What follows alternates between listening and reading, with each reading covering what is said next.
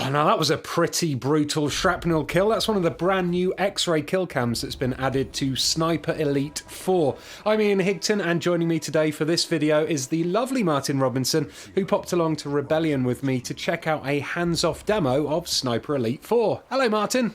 Hello, Mr. Higton. How's it going? It's not bad, it's not bad. I'm excited to talk about Sniper Elite 4 and show off this gameplay. Not many people have it, only the lucky few who went to the studios. Judging by the hands-off demo we saw, it looks like Rebellion have really upped their Sniper Elite game with number 4. What do you reckon, Martin? Yeah, totally. Because Sniper Elite's one of those things where I think it started off as kind of one of those guilty pleasure things, and then slowly it's been getting better and better and better and kind of gaining ahead of steam. And now I was really impressed by how this new one looks. It looks really polished. It looks like it's kind of come into its own, and it's not just that kind of middle of the road thing anymore. It's like it's its own game, its own identity, and it's got the kind of polish, at least at this stage, that you probably wouldn't normally have typically associated with Rebellion's games. Yeah, and this time the levels are huge compared to 3. The footage we're seeing here now of this Italian town, I was told that this was one of the smallest levels in Sniper Elite 4, but it's still 3 times bigger than any of the levels in Sniper Elite 3. Yeah, they've really benefited, I think, from, because last Sniper Elite 3 was kind of cross-generational. This one is PS4, Xbox One, PC only, as you'd expect, I guess, at this point. But it's really helped, I think, with this. It's kind of helped them just push it a bit further and basically make more of what makes those games interesting, which is the kind of sandbox element to it, and have kind of these big open spaces like full of little possibilities, basically.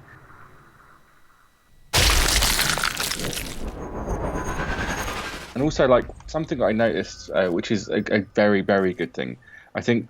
They've been playing a lot of Metal Gear Solid 5, and some of those systems seem to have found their way in there, and it seems like it's kind of got that really sturdy and fluid stealth action kind of thing, which Metal Gear did really, really well. Yeah. And that seems to be a large part of it, because basically you're a lot more agile, I think, in this than you were probably in previous Sniper Elite games. You are. It's gone quite Assassin's Creed. You can clamber up and down walls and use verticality to your advantage. You're much more nimble. It definitely does seem to have kind of folded in elements of other kind of not open world games as such, but the kind of the traversal stuff is in there, which wasn't in there before. Yeah. I mean, now we've got no Assassin's Creed this year. I guess having some climby, wally stuff is a good thing, maybe. Yeah, hey, you say you wanted an Assassin's Creed set in World War II. We got one for you. We got one for you there. And this one allows you to slow motion shoot people's testicles off as well. Could you not? I've never really played an Assassin's Creed game. Can you not do that in Assassin's Creed? I don't think so. You could probably do it, but not in X-ray mode, I guess. In that case, I will not bother with Assassin's Creed games, because this one's got me covered. Don't worry. Unless it's got bollock popping, it's not worth playing. It's all I look for in a game. They've added some new things as well into Sniper Elite 4, along with the traversal. They've got little things that add a bit more variety to the game. Like you can booby trap dead bodies for the first time in this game, so you can use dead bodies and traps more to your advantage. In this one, they've also included something called scope zeroing, which I have no idea what that is, but according to the people who showed me the game, it's been something that the community have been asking for ages. Do you know what that is? Scope zeroing? I've got no idea. I completely missed that bit of the presentation as well. What is it? I don't know. It's something to do with how the scope works and the bullet drop happens. If you know what scope zeroing is, just put it in the comments below, and yeah, then we'll know. But there's that. There's bullet penetration through wood as well.